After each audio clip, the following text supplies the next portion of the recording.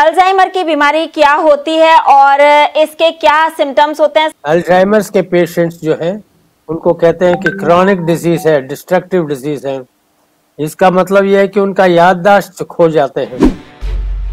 अच्छे खासे लोग देखने में अच्छे लगते हैं, लेकिन वो ऊट पटांग बातें करते हैं। ऐसे हालत में उनका जो शरीर का दशा भी है वो भी धीरे धीरे क्षितिज हो जाता है। तो जो पूरा जिम्मेवारी लेकर के जब इलाज करते हैं तो ऐसे ऐसे मरीज जिनका इलाज कभी हुआ नहीं वो लोग ठीक हो जाते हैं। नमस्कार, D5 चैनल हिंदी देख रहे दर्शकों का मैं वंदना स्वागत करती हूं। आज एक बार फिर हम जुड़े हुए हैं नेचर केयर के डॉक्टर अरुण शर्मा जी से। डॉक्टर अरुण शर्मा, आपका बहुत बहुत स्वागत है हमारे इस प्रोग्राम में। हमें भी खुशी है आपके दर्शकों से दोबारा मिलने के लिए। आज हम बात करेंगे अल्जाइमर की। डॉक्टर साहब, अल्जाइमर की बीमारी क्या होती है और इसके क्या सिम्टम्स होते हैं, साथ ही इसको क्या नेचर केयर से ठीक किया जा सकता है? हाँ जी, यस। अल्जाइमर्स के पेशेंट्स जो हैं उनको कहते हैं कि क्रॉनिक डिजीज है, डिस्ट्रक्टिव डिजीज है। इसका मतलब यह है कि उनका याददाश्त खो जाते हैं।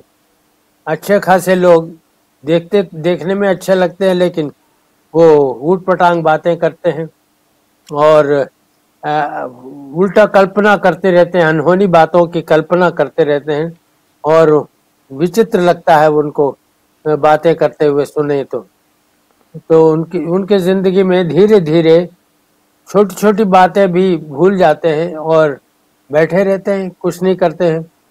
ऐसे हालत में उनका जो शरीर का दशा भी है वो भी धीरे धीरे क्षितिज हो जाता है। इस ऐसी बीमारी में सबसे पहले तो ये देखा जाता है कि इसका वजह क्या है, क्यों ऐसे हो गए वो लोग। पहले तो मामूली से सर दर्द से शुरू होता है उनके बीमारियां। सर दर्द हुआ तो कुछ गोली खा ली, सर दर्द तो ठीक हो गया, मगर थोड़ी देर के बाद फिर सर दर्द फिर आ जाता है। कुछ लोगों को स्टमक डिसऑर्डर होता है, कुछ लोगों को और कुछ कॉन्स्टिपेशन हो जाता है, इंसोम्निया मतलब सोने की तकलीफ होती है, नींद नहीं आती। ऐसे अलग अलग किस्म के जो शिकायतें होती हैं इनके लिए दवाई लेते हैं बार बार। तो बार बार दवाई लेने से दवाइयों का साइड इफेक्ट्स जो इसको बोलते हैं तो और किसी के किस्म के साइड इफेक्ट्स बहुत सारे निकलते हैं। हर दवाई के पीछे कम से कम 12 साइड इफेक्ट होते हैं। वो साइड इफेक्ट्स के लिए और भी दवाइयाँ लेते हैं। जैसे मान लीजिए आपका सर दर्द के लिए दवाई लिया, उसने हार्ट के ऊपर असर कर दिया। हार्ट के लिए कुछ दर्दें होती हैं तो दर्दें बंद करने के लिए दवाई ले लेते हैं, फिर ब्लड प्रेशर में असर हो जाता है, ब्लड प्रेशर खराब होता है। एक एक साइड इफेक्ट के लिए और दवाई खाते खाते इतने दवाई के ऊपर निर्भर हो जाते हैं कि उनको दवाई के बिना जिंदगी चलता ही नहीं। और ऐसे दवाइयों का लिस्ट बढ़ते जाता है। उनके जो मेडिसिन चेस्ट होता है, एक अलमेरा होता है, उसमें हर रंग के गोलियां और सुबह से शाम तक लेने के लिए लिस्ट भी तैयार रहता है। ब्रेकफास्ट से पहले, लंच से पहले, डिनर से पहले, स्नैक से पहले इतनी दवाइयां हो जाती हैं। ऐसे दवाइयों का ढेर उनके जिंदगी में बढ़ते जाता है तो उनका धीरे धीरे नसों के अंदर कमजोरी आती है। ये नसें जो है दिमाग में भी होती हैं। दिमाग की नसें जब कमजोर होते हैं तो याददाश्त भूल जाते हैं। तो इतने बारीक बारीक नसें होती हैं जिनमें वो सूजन हो जाता है, एक किस्म का सूजन हो जाता है, तो सोचने की शक्ति वो कम हो जाता है। हर कार्यक्रम में, हर बीमारी में सबसे पहले आधार ये देखा जाता है खून कितना सप्लाई होता है। वहाँ खून की सप्लाई कम होते जाता है और जो दवाइयाँ कुछ ऐसे होते हैं कि ब्लड थिनर्स देने से खून पहुंच तो जाते हैं लेकिन खून के अंदर खुराक नहीं होता। जब खून के अंदर खुराक नहीं होगा तो वो कैसे पनपेगा। ब्रेन सेल्स हैं, नर्व सेल्स हैं और कितने सारे सेल्स हैं जिनके लिए खुराक पर्याप्त मात्रा में मिलता नहीं। जब पर्याप्त मात्रा में खुराक नहीं मिलता तो वो कमजोर हो जाते हैं, क्षितिज हो जाते हैं। ऐसे जो शीतल हो जाते रहते हैं ये नसें और ब्रेन सेल्स, तो उन ब्रेन से तो सारा कार्यक्रम शरीर का कंट्रोल होता है। फिर हाथ हिलने लग जाते हैं, पार्किंसंस डिसीज हो जाता है, और इस कई किस्म के रोग होते हैं, बाइपोलर बोलते हैं, स्किज़ोफ्रेनिया बोलते हैं। ये सब मन की बीमारियां हैं। किसी का लेबल लग जाता है, किसी का लेबल लगने में देर लगता है, और जो 2-3 बीमारियों का जोड़ से एक नया नाम निकल आता है। इन नाम में क्या रखा है? इलाज का बताइए, इलाज क्या हो सकता है? इलाज तो ये कारण को निकालने से होता है। कारण क्या है? आदतें। हमारी आदतें जो है वो धीरे धीरे धीरे गलत होते जाते हैं। दवाइयों को खाने का जो आदत है वो ये सबसे बड़ा समस्या है। अब किसी को प्राकृतिक चिकित्सा से ठीक करना हो तो सबसे पहले उनकी सारी दवाइयां बंद करना होता है। तो लोग तो डर जाते हैं, अरे ये तो दवाई बंद करना ही नहीं, डॉक्टरों ने चेतावनी दिया है, वार्निंग दिया कई बार कि ये दवाई नहीं रोक सकते, आप कुछ भी रोक सकते हैं, लेकिन ये तो बहुत जरूरी है, ये ब्लड थिनर जरूर देना है, और ये हार्ट के ऊपर बहुत जोर पड़ता है अगर ये नहीं दें। ऐसे बहुत सारा डर भी उनके जिंदगी में रहता है। ये अल्जाइमर्स डिसीज के लोग को वो ऐसे वातावरण से निकालना पड़ता है, निकाल करके टोटली पूरा उसका मैनेजमेंट प्राकृतिक चिकित्सक करें तो थोड़ा बहुत प्रोग्रेस होता है। जो थोड़ा बहुत क्यों मैं कह रहा हूँ कि ये काफी हद तक इनको प्राकृतिक जीवन से दूर ले जाया गया है। अब इनको वापस लाने के लिए बहुत समय लगता है। कुछ ऐसे ऐसी दवाइयां हैं जिनको बंद करने से क्राइसिस हो जाता है। जब क्राइसिस हो जाता है तो कुदरती इलाज के पक्ष में होता है। ये क्या अजीब बात बता रहे हैं? क्राइसिस जो होता है तो वो हमारे इलाज के लिए अच्छा होता है। क्राइसिस होने से क्या होता है? जल्दी ठीक होते हैं। क्राइसिस होने देते नहीं। अगर क्राइसिस होते वक्त प्राकृतिक चिकित्सक वहां सीन पे नहीं हो तो पूरा परिवार जो है डर जाते हैं। ये क्या हो रहा है? ये उल्टियां हो रहा है, ये दस्त लग रहे हैं, ये इनके टेम्परेचर बढ़ रहा है और दर्दें बढ़ रही हैं। ऐसे से जो परिस्थिति होता है उसको बोलते हैं तीव्र रोग। मंद रोग में तीव्र रोग का अगर अंश आ जाए तो प्राकृतिक चिकित्सक जो है खुश होते हैं, और जो फैमिली मेंबर्स हैं वो दुखी होते हैं। अरे ये क्या प्राकृतिक चिकित्सा शुरू किया, इनका तो दशा बहुत खराब हो गई, ऐसे वो लोग बोलते हैं। इसीलिए ऐसे मरीजों को कई बार प्राकृतिक चिकित्सा में लेते भी नहीं। जितने भी प्राकृतिक चिकित्सा के अस्पताल हैं वहां तो सिर्फ वेट लॉस के पेशेंट्स लेते हैं या डायबिटीज का लेते हैं जिसमें ज्यादा परेशानी ना हो। लेकिन थोड़ा भी शुगर हाई हो गया या लो हो गया तो वो भेजेंगे, भाई चलो जाओ हॉस्पिटल में चले जाओ। लेकिन हम जो प्रैक्टिस कर रहे हैं 40 साल 45 साल से, हमने यही देखा है जितने भी सीरियस मरीज हैं जिनका कोई इलाज नहीं है, कोई प्राकृतिक चिकित्सक नहीं लेते हैं, ऐसे मरीज हम ले लेते हैं क्योंकि हमें पूरा जिम्मेवारी लेने का आदत पड़ गया।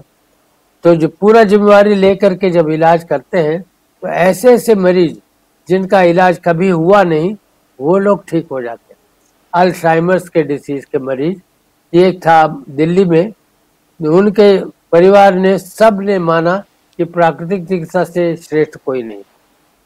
तो इनका इलाज करते वक्त उनको पहले ही बोल दिया था कि अब ये क्राइसिस हो जाएगा तो कोई डरना नहीं, उस वक्त हम आ जाएंगे और इलाज करेंगे।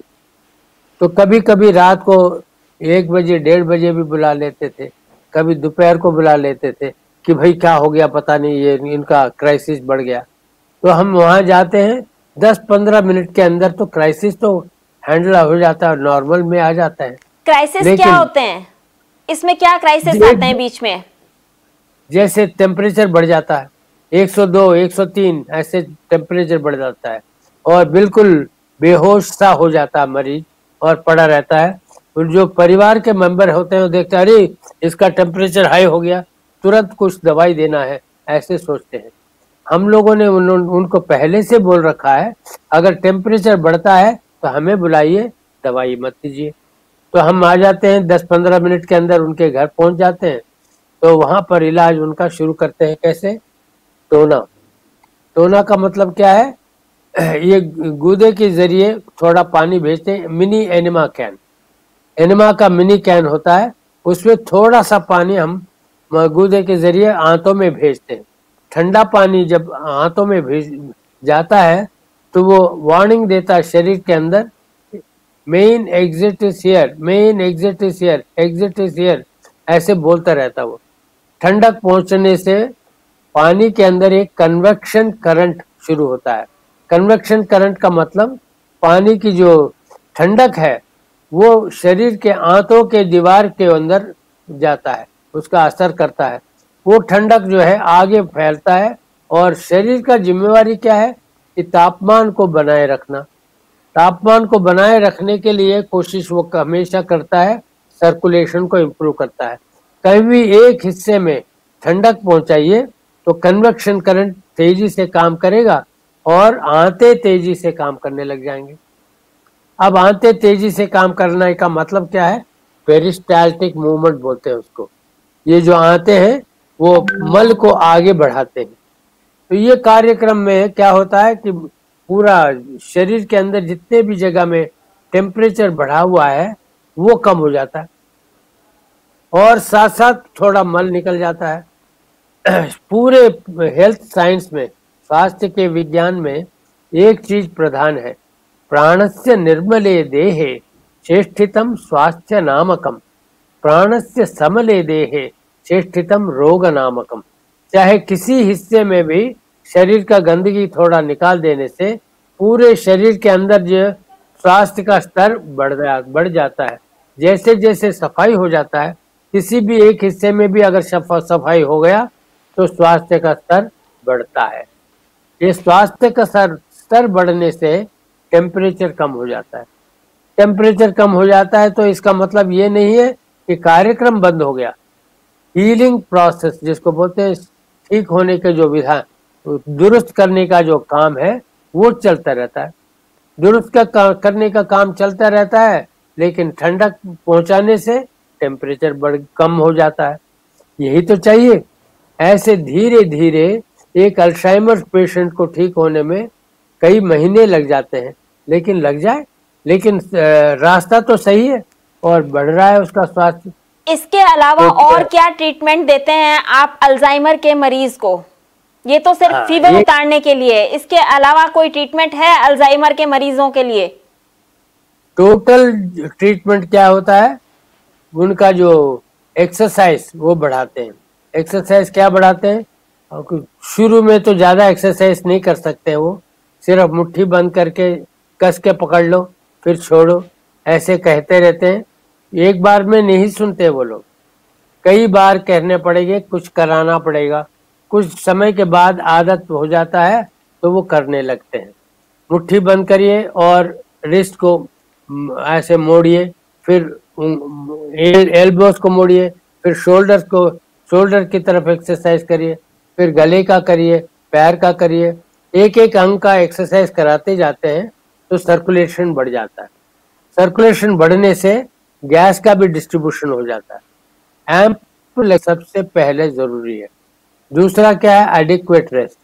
एडिक्वेट रेस्ट का मतलब एक्सरसाइज करने के बाद तुरंत बाद लिटा देते हैं और आराम करने देते हैं। पर्याप्त मात्रा में आराम अगर उनको मिल जाता है तो दिमाग भी थोड़ा ठीक से काम करने लगता है।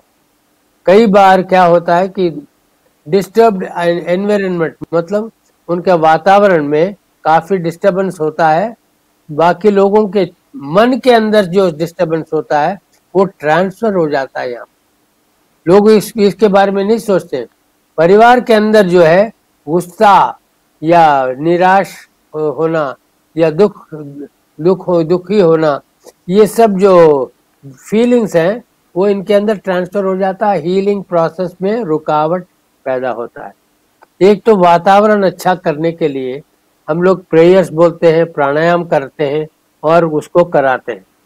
जैसे जैसे एक्सरसाइज करते हैं, एक्सरसाइज के साथ ही सांस खींचिए, रोक लीजिए, सांस निकालिए, रोक लीजिए। और वो नाक पकड़ने वाली तो नहीं कर सकते क्योंकि वो समझते नहीं इतना, खाली सांस खींचिए रोकिए तो समझ लेते हैं, सांस निकालिए रोक लीजिए। हर इंस्ट्रक्शन को सरल बनाओ और उनको इंस्ट्रक्शन देते रहो। उनके पीछे पड़ना ही एक इलाज का सबसे इम्पोर्टेंट मतलब सबसे मुख्य गाइडलाइंस है। उनके पीछे पड़ने से एक तो एक्सरसाइज करा सकते हैं, एक उनको आराम करा सकते हैं, एक प्राणायाम करा सकते हैं और उनको धूप में ले जाके लिटा देते हैं। सूर्य किरण क्या क्या कमाल करता है उसका अंदाजा नहीं लगा सकते। सर छाया में रख के बदन धूप में रख के लेटते हैं तो उसके अंदर एक ऊर्जा पैदा होता है। सूर्य किरण के अंदर ऐसी ऐसी शक्ति है जो डेड सेल्स हैं अंदर शरीर के अंदर वो पुनर्जीवित हो जाते हैं, और जो इनएक्टिव सेल्स बोलते हैं ना जो वो बिल्कुल करीब करीब मरे हुए हैं लेकिन मरे नहीं है, एक्टिव नहीं है, उनको एक्टिव कर देते हैं सूर्य किरण। और ये छोटी छोटी बातें हैं जो कि मेडिकल वर्ल्ड में किसी ने इसकी तरफ गौर नहीं किया। प्राकृतिक चिकित्सा में ये हल्की हल्की छोटी छोटी बातों का काफी अटेंशन दिया जाता है। प्राणायाम से क्या कर रहे हैं, हवा का चलन अंदर और बाहर होने का जो चलन है उसको बढ़ाते हैं। और इस ऐसे क्रिया से एक दिन में 3 सेशन कराते हैं तो 9 लीटर ब्लड प्योरिफिकेशन हो जाता है। ब्लड प्योरिफिकेशन ही इलाज का आधार है। उनका ब्लड प्योरीफाई होते होते उनका दिमागी हालत भी अच्छा होता है। और साथ साथ इसके बाद क्या होता है, खुराक जो खाते हैं उसमें अभी तक ये क्या खा रहे थे, कॉफी पी रहे थे, ब्रेड खा रहे थे, क्या क्या आम तौर पे लोग खाते हैं वही खाते थे। अब इनका वो सारा खाना बंद। अब क्या खिलाते हैं, एक बार खिलाते हैं पक्का हुआ एक किस्म का फल खिलाते हैं। वो तो इतना जल्दी डाइजेस्ट हो जाता है। फल के अंदर 3 चीज मिलता है, एक क्या मिलता है पानी, दूसरा क्या मिलता है रेशा, तीसरा क्या मिलता है जीव। उसके अंदर जीव होता है, उस जीव के जरिए से ही अंदर का शरीर के अंदर खून के कण नए बनते हैं और उसमें अंदर क्या नाम जागृति पैदा होता है। अगर खुराक में जीव ना हो, जैसे पका हुआ आहार खा रहे हैं, कोई पका हुआ सूप पी रहे हैं, तो इसमें कोई भी जीव पदार्थ नहीं रहता तो वो खुराक पैदा नहीं करता बल्कि नुकसान करता है। एक किस्म का फल खाने से रोज अलग अलग किस्म का फल खाए जाओ तो कितने सारे मिनरल्स की जरूरत है। थोड़ी सी मात्रा में 0.003 मिलीग्राम ऑफ जिंक चाहिए और 0.045 मिलीग्राम ऑफ का चाहिए, मैंगनीज चाहिए। ऐसे लिस्ट होता है, हम तोल के थोड़ा ना देंगे। हम ये वैरायटीज ऑफ फ्रूट्स खा लेंगे, उसमें कभी जिंक मिलता है, कभी मैंगनीज मिलता है, कभी मैग्नीशियम मिलता है, अलग अलग किस्म के जो पोशाक होते हैं वो सब मिलता रहता है। ऐसे खुराक तो ढूंढ के नहीं ला सकते। जो मौसम का फल है बदल बदल के देते रहिए और शरीर को मालूम है कि कितना लेना है, वो माप तोल वो खुद कर लेता है। ये प्राकृतिक चिकित्सा का सबसे आधार क्या है कि हमें हमारे जो प्राण शक्ति को सब ज्ञात है कि कौन सा चीज लेना है, कहाँ मिलाना है, किस तरह से मिलाना है ताकि ये ब्लड सेल्स और अच्छे होते रहें। और सबसे ज्यादा जरूरी है कि वातावरण में नेगेटिव एनर्जी ना हो। लोग सोचते रहेंगे ये तो ठीक नहीं होगा, इसका क्या करते जा रहे हैं। जो विश्वास नहीं करते हैं उनके साथ तो इलाज करना बिल्कुल व्यर्थ है। इतना समय भी खराब किया और इलाज भी नहीं हुआ। इसलिए ये पक्का करना है कि फैमिली के सब लोग इस पर विश्वास करें और इसको होने दें। छोटी छोटी चीजें तो करते हैं, इससे क्या होगा, इससे क्या होगा, ऐसे अविश्वास से क्या होता है कि काम होता ही नहीं। करते छोटी छोटी चीजें लेकिन असर इसका बहुत ही बड़ा है। शरीर के अंदर वो खून को रफ्तार को तेज करने के लिए मसाज भी करते हैं। एक ऑक्सीपिटल मसाज होता है, एक सेंट्रीपिटल मसाज होता है। सेंट्रीपिटल मसाज करके तब उसके बाद ही एक्सरसाइज कराना पड़ता है। ये सेंट्रीपिटल मसाज कैसे की जाती है? टुवर्ड्स से हार्ट, दबा दबा करके हार्ट की तरफ खून को ले जाते हैं, पैर में हाथ से सब टुवर्ड्स से हार्ट ब्लड को ले जाना है, तो ये एक्टिवेट हो जाता है। इसी वक्त उनको आराम देना होता है, तो occipital away from the heart, धीरे धीरे धीरे हल्का उंगलियों से मसाज करते हैं, धीरे धीरे प्रेशर बढ़ाते हैं। ये 2 किस्म के मसाज है, समय समय पर करना पड़ता है। इसके बाद आता है हाइड्रोथेरेपी। हाइड्रोथेरेपी के अंदर पानी के टब के अंदर नाभि तक का पानी भर करके हिप बाथ देते हैं। ये एक बार देते हैं, शाम के वक्त देते हैं स्पाइनल बाथ। स्पाइनल बाथ को हिंदी में बोलते हैं मेरुदंड स्नान, और हिप बाथ को बोलते हैं कटी स्नान। ये मेरुदंड स्नान में सारे नसों का एक क्या बोलते हैं टोनिंग होता है। टोनिंग का मतलब capacity to expand and contract, वो जो बढ़ जाते हैं और सिकुड़ जाते हैं, ये कैपेसिटी जो है लूज कर जाते हैं नसों में। इसको स्पाइनल बाथ के टब में लिटा दें 15-20 मिनट तक, फिर उसके बाद पूर्ण स्नान करा दें, तो नसें अच्छी तरह से काम करने लगते हैं। ऐसे बहुत सारे रास्ते हैं जिससे कि प्राकृतिक चिकित्सा सक्सेसफुली अल्जाइमर पेशेंट को नॉर्मल में ला सकते हैं। अल्जाइमर के पेशेंट्स को किन बातों का खास तौर पे ध्यान रखना चाहिए? सबसे जरूरी है कि मैंने बोला कि वातावरण में उनको बहुत बुरा असर होता है। सबका, अगर परिवार के अंदर सदस्य जो होंगे जितने भी, वो ये मानेंगे कि ये तो अभी ठीक नहीं होंगे, और बिल्कुल निराश हो जाएं और डर लग जाएं और रोने लगे, और ये वातावरण में वो मरीज ठीक नहीं हो सकता। मेरे पिताजी तो बहुत अच्छे थे, आप देखो कैसे हो गए, अब तो ठीक नहीं होंगे। ये ऐसे अविश्वास नहीं करना चाहिए। विश्वास शास्त्र सिद्धांत है, भरन्यास परात्मनि भयराहित्यमितेत त्रयम मानस भेषजम। इलाज शुरू होता मन से, और मन, पेशेंट का मन तो क्या काम करेगा, परिवार वालों का मन अच्छा हो जाए, मुस्कुरा के उनके, जैसे फादर है तो उनसे कहना हाय पापा कैसे हो, आप जो खूब अच्छा एक्सरसाइज कर रहे हैं, आज तो अच्छे दिख रहे हैं आप। ये सब बातें जरूरी है बोलना, और उनको विश्वास भी करना चाहिए, हाँ इनका प्रसन्न चित्त है मन। ये वातावरण कर ले तो वो देखेंगे इसमें जादू हो जाता है। मन पर अगर एक बार काबू कर लिया तो आगे सारा कुछ हो सकता है आराम से, चाहे बुजुर्ग हो आपके साथ में, चाहे कोई भी हो आपके साथ में। उनसे दोस्ती करना पड़ता है, उनकी अच्छी बातें बताना पड़ता है। कोई किसी वक्त भी गुस्सा नहीं करना उनके साथ, किसी वक्त भी उनके सामने रोना नहीं, कैसे हो गए आप, कभी नहीं। हमेशा खुश रहना, वातावरण को अच्छा रखना, सफाई, साफ सुथरा घर हो तो वो भी एक एंकरेजमेंट है। तो ये सब बातें छोटी छोटी हैं, लेकिन असर इसका बहुत ज्यादा है। डॉक्टर अरुण शर्मा, आप हमारे साथ जुड़े, आपका बहुत बहुत धन्यवाद।